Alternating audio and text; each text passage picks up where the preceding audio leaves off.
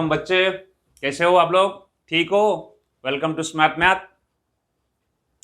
देखिए last lecture में हमारा ऑलरेडी क्वेश्चन नंबर 12 तक कंप्लीट हो चुका था। अभी हम लोग क्वेश्चन नंबर 13 से 16 तक जो है दो लेक्चर का एक वीडियो आपको पता है मैं भेज रहा हूँ, क्योंकि थोड़ा वीडियो बड़ा हो जाएगा। ठीक है, पढ़ाई वढ़ाई चल रहा है, सब खुश हो? ठीक है। देखिए क्वेश्चन नंबर 13 करेंगे आप लोगों को। मुझे उम्मीद है कि ट्रिकोनमेट्री में ट्रिकोनमेट्री कॉन्सेप्ट और हाइट एंड डिस्टेंस या एप्लीकेशन ऑफ ट्रिकोनमेट्री जो बोल सकते हो आप, कॉन्सेप्ट अच्छे से आपको क्लियर हो गया होगा। ऑलरेडी हम लोग लास्ट स्टेज में पहुंचे हुए और 4 क्वेश्चन बाकी है, राइट? या इसके बाद ऑलमोस्ट ट्रिकोनमेट्री हमारा चैप्टर कंप्लीट हो जाएगा, हाइट एंड डिस्टेंस। इसके बाद जो नेक्स्ट वीडियो आएगा हमारा अरिथमेटिक प्रोग्रेशन का आएगा। ठीक है, तो चलिए क्वेश्चन हम लोग शुरू करते हैं। क्वेश्चन नंबर 13 क्या बोल रहे हैं, देखिए बहुत इजी क्वेश्चन है। देखिए क्या बोल रहा है पहले, an observer from the top of 75 meter lighthouse from the sea level. मतलब इसका बात मतलब क्या बोल रहा है, लाइट हाउस पता है क्या होता है? क्या होता है? कभी जहाज में गए हो, शिप में कभी गए हो क्या? है लाइट हाउस होता है क्या? लाइट हाउस का काम क्या होता है? सिग्नल देता है जहाज को कि भाई यहाँ से आना है या नहीं आना है, जो भी है लाइट हाउस का काम होता है। ठीक है, तो वो सिग्नल पास कर, जैसे हमारा ट्रैफिक सिग्नल है, गाड़ी को रोकना है, ग्रीन रेड येलो, आपको पता होगा 3 सिग्नल है। उसमें भी ऐसा ही लाइट हाउस में वो सिग्नल पास करता है किसको? शिप को। समुद्र में शिप को सिग्नल पास करता है कि कौन सा डायरेक्शन में जाना है या आना है, नहीं आना है, कौन सा साइड सेफ है, ऑन सेफ है। ठीक है, तो लाइट हाउस उसको बोलते हैं। अच्छे से आपको पता होगा लाइट हाउस। ठीक है, तो समुद्र में एक टॉप ऑफ 7 एक लाइट हाउस है 75 मीटर का। जैसे क्वेश्चन पढ़ोगे उसी हाउस हम लोग ड्राइंग करने चलेंगे। ठीक है, एक लाइट हाउस है, मान लीजिए ए बी एक लाइट हाउस है ये। ठीक है, आपका ये क्या हो गया? बोलिए सर ये लाइट हाउस है, बहुत बढ़िया बात है। और इसका हाइट कितना दिया है? 75 मीटर दिया है, वो भी नोट कर दीजिए 75 मीटर। ठीक है, अच्छा फ्रॉम द सी लेवल मतलब आपका सी लेवल ये वाला होगा, लाइट हाउस सी लेवल, राइट? ये आपका सी लेवल हो गया। हाँ, समझ में आ रहा है आपको? ए बी लाइट हाउस है और ए ये वाला सी लेवल हो गया। ठीक है, अब देखेंगे इसका बाद। तो angle of depression of 2 ships are 30 degree 45 degree. देखिए यहां पर एंगल ऑफ डिप्रेशन का बात चल रहा है और 2 शिप है, 30 डिग्री 45 डिग्री उनका एंगल ऑफ डिप्रेशन है। बट यहां पर और क्या चीज दिया है? If one ship is exactly behind the other, मतलब एक शिप दूसरा शिप का पीछे है। अच्छा बोलोगे सर पीछे मतलब 2 शिप, इधर एक शिप इधर एक शिप हो सकता है? हो सकता है कि नहीं हो सकता है? हो सकता है। लाइट हाउस का अपोजिट में एक शिप हो सकता है, लाइट हाउस का इस साइड में हो सकता है 2 शिप इधर हो सकता है 2 शिप इधर हो, कुछ भी हो सकता है। बट क्वेश्चन में क्या दिया उसको नोट करिए। One ship is exactly behind the other on the same side, मतलब लाइट हाउस का सेम साइड में दोनों शिप है। क्लियर हो रहा है बेटा? यहां पर बहुत बच्चे यहां पर गलत करते हैं, क्योंकि मेरा एक्सपीरियंस है। ठीक है, बच्चे यहां पर क्या करते हैं, कोई बच्चे थे दोनों शिप को दोनों लाइट हाउस का ऑपोजिट में बनाए थे। वो टोटल रॉन्ग होता है। हाँ, दोनों शिप को आप इधर ही बना सकते हो, कोई इशू नहीं, बट दोनों ship same site of lighthouse question में गिवन है। ठीक है, तो मतलब ये जो सी लेवल में शिप तो सी लेवल पे चलेगा। ठीक है, ये सी लेवल पे दोनों एक लाइट हाउस का एक साइड में है बट एक दूसरे का पीछे है। ठीक है, तो मान लीजिए यहां पर इसको भी मैं पूरा डॉट प्लेन लाइन बना देता हूं। ठीक है, अच्छे से। ठीक है, ये आपका सी लेवल हो गया। ओके, और मान लीजिए एक शिप है सी यहां पर खड़ा है। ठीक है, और एक यहां पर एक शिप डी है। क्लियर? अच्छा देखिए पहली बात दोबारा समझा रहा हूं, समझिए। ए बी हमारा लाइट हाउस है, वो 75 मीटर उसका हाइट हो गया। सी लेवल पे 2 शिप है जो एक साइड पे, लाइट हाउस का एक ही साइड पे हो सकता है, इधर हो सकता है उधर भी हो सकता है, लेकिन अपोजिट नहीं है। ठीक है, सी एक शिप है और डी 2 शिप, और दोनों एक दूसरे का पीछे है। क्वेश्चन में गिवन है behind the other ship, one is behind the other ship. ठीक है, ओके। मैं क्यों आप लोग को बार बार समझा रहा हूं? क्यों आपको एक क्वेश्चन समझ में आना चाहिए। क्वेश्चन समझ में आएगा, ड्राइंग हो गया तो उसका सॉल्यूशन आपको इजी से कर लोगे। ठीक है, ठीक है। एंगल ऑफ डिप्रेशन दिया 30 डिग्री 45 डिग्री, तो यहां पर भी थोड़ा सा ट्रिक है। क्या है बताइए? मैं पहले बहुत सारे जो बच्चे पहले वीडियो देखे होंगे उनको पता होगा। 30 डिग्री 45 एंगल ऑफ डिप्रेशन दे रहा है, एंगल ऑफ एलिवेशन नहीं। डिप्रेशन कहां बनेगा? कुछ बच्चे बोल रहे हैं कहां बनेगा? एंगल ऑफ एलिवेशन हॉरिजॉन्टल का ऊपर बनता है, एंगल ऑफ डिप्रेशन हॉरिजॉन्टल का लाइन नीचे बनता है।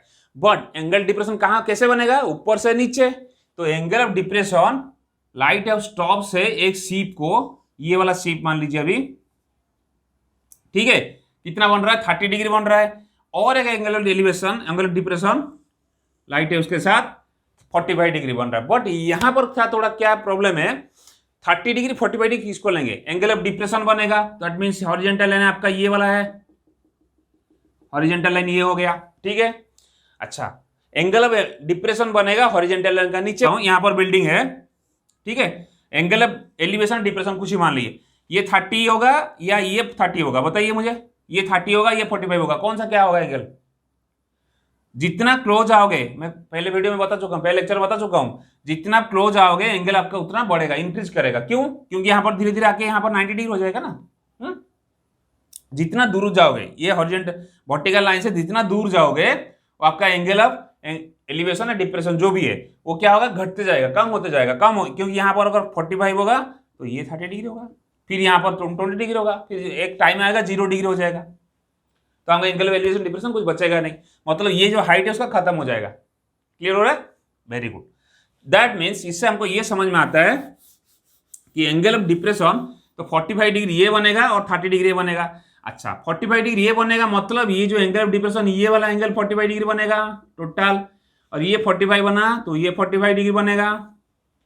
क्लियर। अच्छा, 30 डिग्री ये बनेगा, 30 डिग्री मतलब कौन सा एंगल हो गया आपका, 30 डिग्री मतलब ये वाला एंगल 30 डिग्री है, छोटा वाला एंगल, ये 45 डिग्री टोटल, इतना एंगल 30 डिग्री, दैट मीन्स ये भी 30 डिग्री। कैसे हुआ बताइए, ऑल्टरनेट एंगल, बार बार बता रहा हूं, हर लेक्चर में बता रहा हूं, ऑल्टरनेट एंगल, ये राइट, दो पैरेलल लाइन जब इंटरसेक्ट करेगा ट्रांसवर्सल से जो लाइन बनेगा उसको ऑल्टरनेट एंगल बोलते हैं, है ना। और भी क्या एंगल बोलते हैं, वर्टिकल अपोजिट, आप पढ़े हुए क्लास 7 में थ्योरम है, दो पैरेलल लाइंस जो ट्रांसवर्सल उसको इंटरसेक्ट करेगा उसमें कॉरस्पॉन्डिंग एंगल, और क्या, ये वाला एंगल वर्टिकल अपोजिट एंगल, और ये वाला एंगल, इसको क्या बोलते हैं, ऑल्टरनेट एंगल। अभी यहां पर क्या केस बन रहा है, हमारा ये वाला ऑल्टरनेट एंगल इसके साथ इक्वल हो रहा है, राइट, और ये जो है 30 डिग्री ये उसका ऑल्टरनेट एंगल है। क्लियर होगा, ठीक है।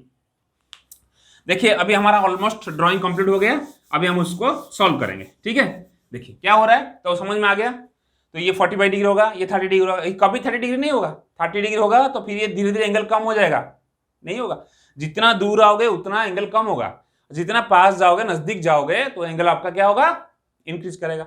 ये कॉन्सेप्ट दिमाग में रखिए, बहुत ट्रिकी है, इसी से आपका प्रॉब्लम सॉल्व हो जाएगा। नहीं तो बहुत बच्चे, मैक्सिमम बच्चे ये एंगल को नहीं ले पाते, कौन सा 30 लूं कौन सा 45 डिग्री लूं, तो ये 45 डिग्री होगा, ये 30 डिग्री होगा, समझ में आ गया, ड्राइंग समझ में आ गया। अभी हम लोग नोट करेंगे उसको, चलिए सॉल्यूशन लिखते हैं। Solution, let A B is a lighthouse, question के हिसाब से लिखेंगे लाइट हाउस। अच्छा, the height of lighthouse, the height of lighthouse कितना गिवन है, दैट इज ए बी, कितना 75 मीटर। अच्छा, let C and D both ships are exactly behind each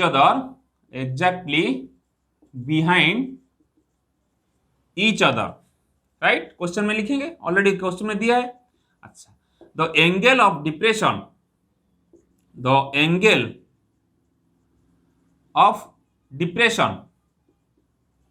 depression, from point, कौन सा point से, from point B to C is 45 degree, है ना। क्यों, ये देखो बेटा, ये 45 डिग्री क्यों, ये जो एंगल ऑफ डिप्रेशन बनेगा ये वाला बनेगा। अब चाहे तो इसको नाम दे दीजिए, बीई दे दीजिए, कौन सा एंगल लिखोगे, C B E angle, that means C B E angle 45 degree, that means C B angle के साथ बी सी ए एंगल वो भी 45 डिग्री क्यों होगा, बी सी ए एंगल लिख दीजिए, 45 तो ऑलरेडी लिखा हुआ है, सिंस ऑल्टरनेट एंगल लिख दीजिए, ऑल्टरनेट एंगल, राइट। थोड़ा अच्छे से खुश करिए एग्जामिनर को, और क्या, अच्छे से लिख पाओगे तो बहुत बढ़िया बात है। सिमिलरली कौन सा एंगल हमारा बन रहा है, DBE angle is 30 degree, point D ship से जो हमारा एंगल ऑफ डिप्रेशन बन रहा है, या लिखिए ऐसे अच्छे से लिख दीजिए, from point B to ship D angle of depression, angle of depression क्या बनेगा, एंगल ऑफ डिप्रेशन, जितना आप अच्छा से लिख सकते हो समझा सकते हो अच्छी बात है। डिप्रेशन इज कितना 30 डिग्री, दैट मीन्स क्या हो गया आपका DBE angle, DBE angle is equal to 30 degree, that means DBE angle के साथ BDC angle, BDC angle 30 degree. यहां पर भी लिख दीजिए since alternate angle, alternate angle, बस सारे नोट कर दिया आपने, जो जो गिवन था वो लिख दिया आपने, बहुत बढ़िया बात है। अच्छा वो पूछा गया क्वेश्चन में, पहले तो देख लीजिए, find the distance between the two ship, CD पूछ रहा है, CD पूछ रहा है, देखिए क्या पूछ रहा है, CD पूछ रहा है। अच्छा देखिए एक बात बताइए आप लोग, बहुत सारे लेक्चर में यही बात बताता हूं, जब ये 45 डिग्री होगा, ये 90 डिग्री होगा, ये 45 डिग्री होगा, ये ट्रायंगल में, कौन सा ट्रायंगल में, ट्रायंगल CAB देखिए, CAB ट्रायंगल में जब C angle 45 degree, B angle 45, ये B एंगल आपको पता निकालना है, A एंगल 90 डिग्री, तो B एंगल कितना हो जाएगा 45 हो जाएगा। क्यों? क्योंकि ट्रायंगल का सम प्रॉपर्टी बोलता है भाई 3 एंगल का मिलेगा 180 होना चाहिए, तो ये 45, ये 45, ये 90, 45 का सामने वाला साइड ये AB, और ये 45 का सामने वाला साइड देखिए, ये 45 हो जाएगा, मैं नोट कर लेता हूं, ये 45 हो जाएगा, तो ये 45 हो जाएगा, ये जो साइड है उसका सामने AC equal to AB, that means ये 75, तो ये 75 हो जाएगा, सिंपल, इसको लिख सकते हो। अदरवाइज आपको ऐसा नहीं करना है तो ठीक है, तो ट्रायंगल हम लोग ट्रिगोनोमेट्री यूज कर सकते हैं, लिखोगे इन ट्रायंगल, थोड़ा ट्रिगोनोमेट्री यूज कर लेते हैं, ट्रायंगल ACAB या BAC लिख दीजिए, BAC tan 45, बोलिए tan 45 क्या होगा, BAC ट्रायंगल में AB P/B, AB upon AC, समझ में आ रहा है हम लोग को, AB upon AC, AB tan 45 का वैल्यू कितना है, बोलो सर tan 45 का वैल्यू तो 1 होता है, चलो 1 लिख दिया, AB/AC हो जाएगा, right, that means AB is equal to AC हो गया, खत्म। और AB का वैल्यू कितना 75, ऑलरेडी हो गया 75, मैं पहले बता दिया आपको कैसे होगा, ऑलरेडी 75 हो गया। ट्रायंगल आप ट्रिगोनोमेट्री यूज कर सकते हो, कोई इशू नहीं यार, प्रॉपर्टी ऑफ ट्रायंगल यूज कर सकते हो, आपका मर्जी, चॉइस आपका। ये 75 हो गया, वो पूछ रहा है distance between the ship, CD का डिस्टेंस पूछ रहा है, वो निकालेंगे कैसे, CD का डिस्टेंस कैसे निकलेगा, अगर मैं BAD ट्रायंगल में अगर मैं AD का वैल्यू निकाल दूंगा, ध्यान दीजिए दोबारा बता रहा हूं, BAD ट्रायंगल में अगर मैं AD का वैल्यू निकाल दूंगा, तो AD से अगर मैं AC माइनस कर दूंगा तो ये बन जाएगा CD, तो हमको चाहिए AD, अगर AD निकल गया तो आपको ये तो AC से पता है 75, तो CD निकल सकता है, ठीक है। तो फिर ट्रायंगल पकड़ेंगे BAD, राइट, देखिए इन ट्रायंगल BAD क्या पकड़ेंगे, यहां कौन सा 30 डिग्री, tan 30 डिग्री, tan 30 का वैल्यू याद आ रहा है कि नहीं बच्चे लोग भूल जाते हो, tan 30 क्या होता है, ठीक है, tan 30 1/√3 होता है, tan 30 क्या होगा AB upon AD, AB upon AD, अच्छा tan 30 का वैल्यू कितना होगा 1/√3, that is AB upon AD, अच्छा ठीक है, तो इसको क्रॉस मल्टीप्लिकेशन करिए, यहां से ऐसा AD हो जाएगा AB इंटू √3, ठीक है, तो AD कितना हो गया AB इंटू √3, अच्छा AB इंटू √3, अब बोलो सर AB का वैल्यू तो हमको पता है कितना है 75, तो 75 इंटू √3, खत्म, बस। देखो AD हमारा निकल चुका है, AD कितना हो चुका है 75, √3 से पहले बोला, अगर AD मिल गया तो हमारा काम बन जाएगा, AD मिल गया 75 √3, और AD को क्या लिख सकते हो आप, लिख सकते हो AD का वैल्यू क्या हो सकता है CD plus AC, CD plus CA या AC जो भी लिखना है लिखिए, 75 √3, अच्छा AC का वैल्यू कितना बोलोगे सर 75, तो CD plus 75 meter is equal to 75 into √3, that means CD हो जाएगा 75 √3 माइनस 75, ये इधर चला जाएगा, देखिए दैट मीन्स CD हो जाएगा 75 कॉमन ले लीजिए, क्या बनेगा √3 माइनस 1, वाह बहुत आसान हो गया आपका क्वेश्चन आंसर। CD की वैल्यू कितना आ गया, the distance between two ship that is CD 75 into √3 minus 1 meter, this is your answer. लिख दोगे since the distance between the two ship is equal to 75 into √3 minus 1, clear, अच्छे से समझ में आया। इसको अच्छे से नोट करिए। क्वेश्चन कुछ नहीं, बस क्वेश्चन में गलती करने वाला दो बात है, एक तो एंगल ऑफ डिप्रेशन पता होना चाहिए और दूसरी बात कौन सा एंगल वो क्या लूं, छोटा बड़ा एंगल, ठीक है। अगर वो पता चल गया आपका आंसर हो जाएगा, ठीक है। इसके बाद हम लोग क्वेश्चन नंबर 14 करेंगे, नोट करिए इसको। देखिए बच्चों, ये क्वेश्चन नंबर 14 है। A 1.2 meter tall girl spot on a balloon moving with the wind in a horizontal line at a height of 88.2 meter from the ground. मतलब यहाँ एक गॉल है, बॉलून उड़ा रहा है, और कितना हाइट पे बॉलून उड़ा है। देखिए यहाँ पर एक गॉल बना लेता हूं मैं, ऐसे भी उसका फिगर आपका बुक में दिया गया है, ठीक है। ये एक गॉल है और इसका 1.2 मीटर हाइट है, ठीक है। अच्छा, ये बॉलून उड़ा रहा है, बॉलून मान लीजिए कहां से बॉलून उड़ रहा है, इसका आंख से इधर, मान लीजिए बॉलून इधर उड़ रहा है, ठीक है। और ये बॉलून जो है उड़ रहा है, ध्यान दीजिए क्वेश्चन आपका बुक में ऑलरेडी गिवन है 88.2 मीटर ग्राउंड से हाइट में। ये जो ग्राउंड है, मान लीजिए ए बी एक गॉल है और सी डी जो ग्राउंड का हाइट है, और डी पे बॉलून होगा आपका, डी सी डी जो ग्राउंड का हाइट है वो 88.2 मीटर, ये क्वेश्चन में गिवन है, राइट। ओके, उसके बाद क्या पूछ रहा है, the angle of elevation of the balloon from the eyes of the girl at any distance 60 degree.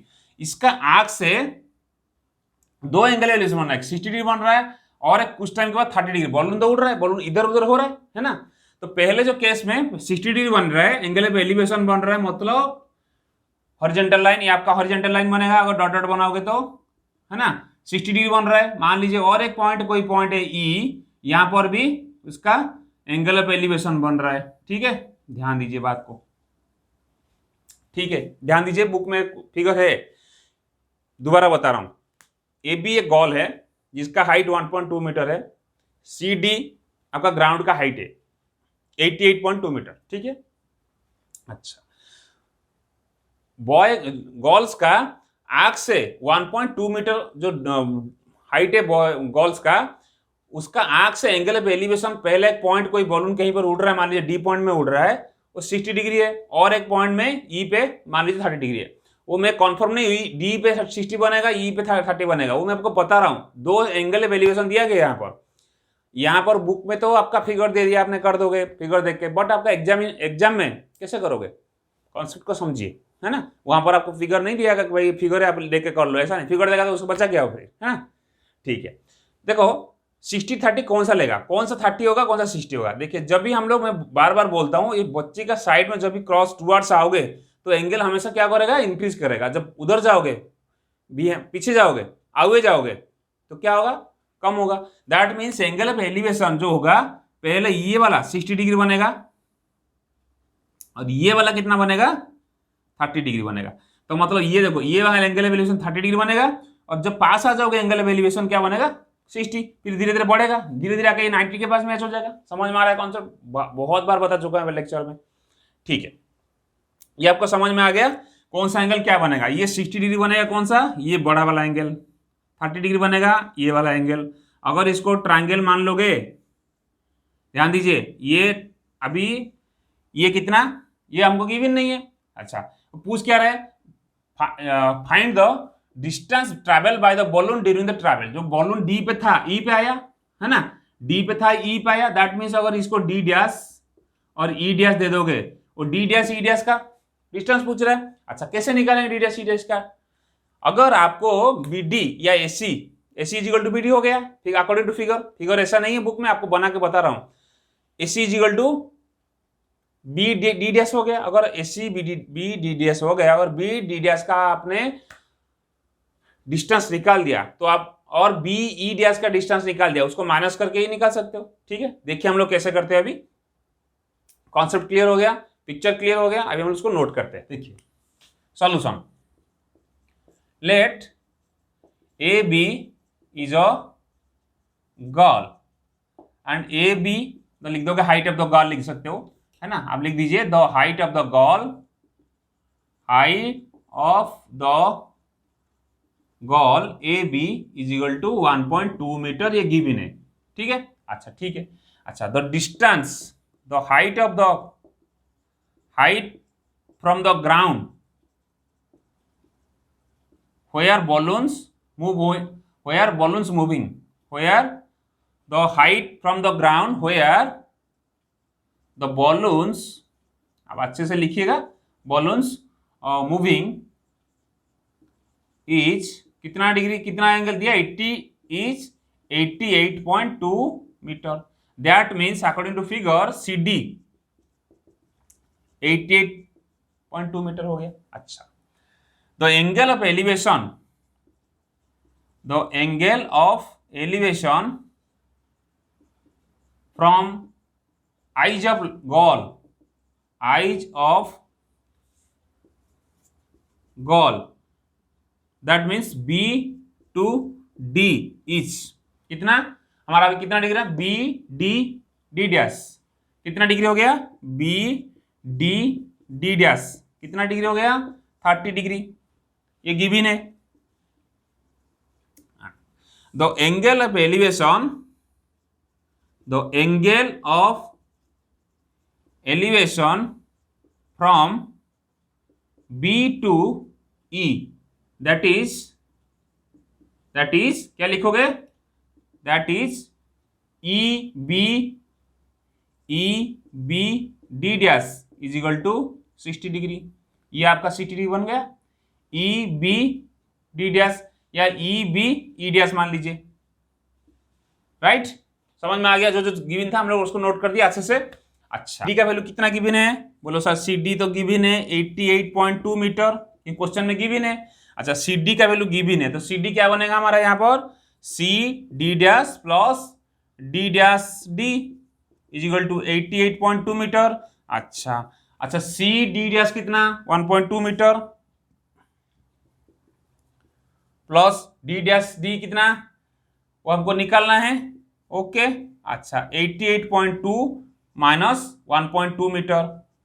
अच्छा बताइए ये 1.2 मीटर कैसे हुआ, सी डी डैश बोलोगे, अरे भाई इसका ए बी का वैल्यू जितना होगा सी डी एस, यहां पर लिख दीजिए A B is equal to C D dash is equal to 1.2 meter. ठीक है, समझ में आ गया।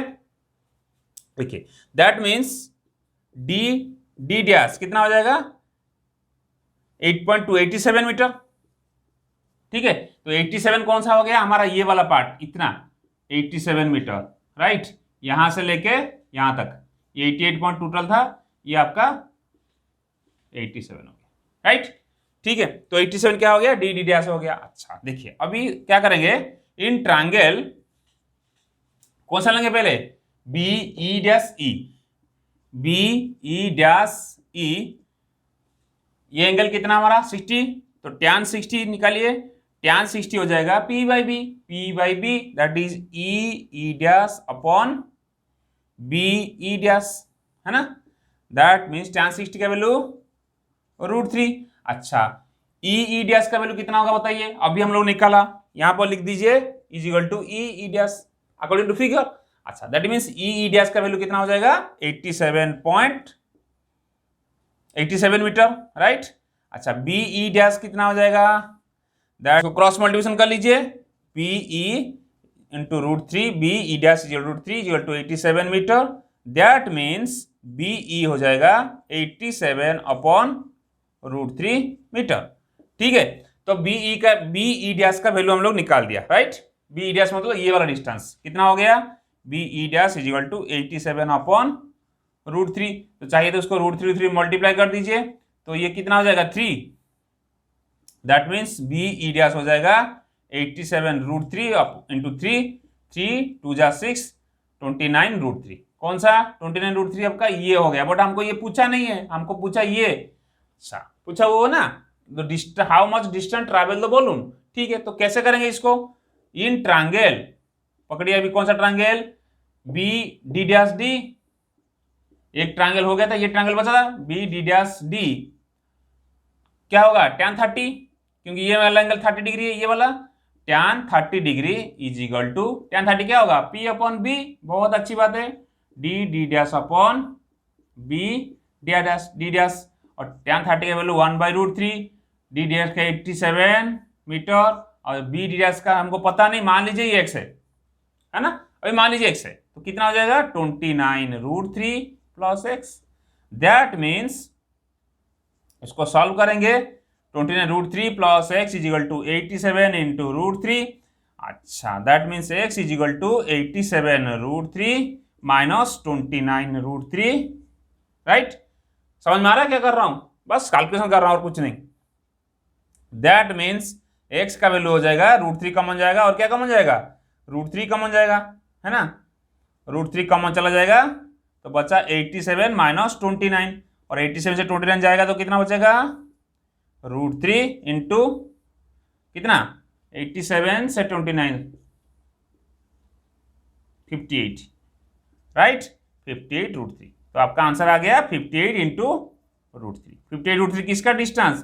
तो distance travel by the balloon from one place to another place, या D point to E point जो ट्रैवल किया, कितना आया? 58 इंटू √3, राइट। समझ में आपको अच्छा से आया क्वेश्चन? ठीक है, तो इसको नोट करिए। अगर आपको अच्छा लगा वीडियो तो दोस्तों लोग के साथ शेयर करिए, लाइक करिए, सब्सक्राइब करिए। जो बच्चे नया जुड़े हैं वो सब्सक्राइब करिए, बेल आइकन को जरूर दबाइएगा ताकि आपको डेली अपडेट मिलेगा। ठीक है, तब तक खुश रहिए, बाय बाय।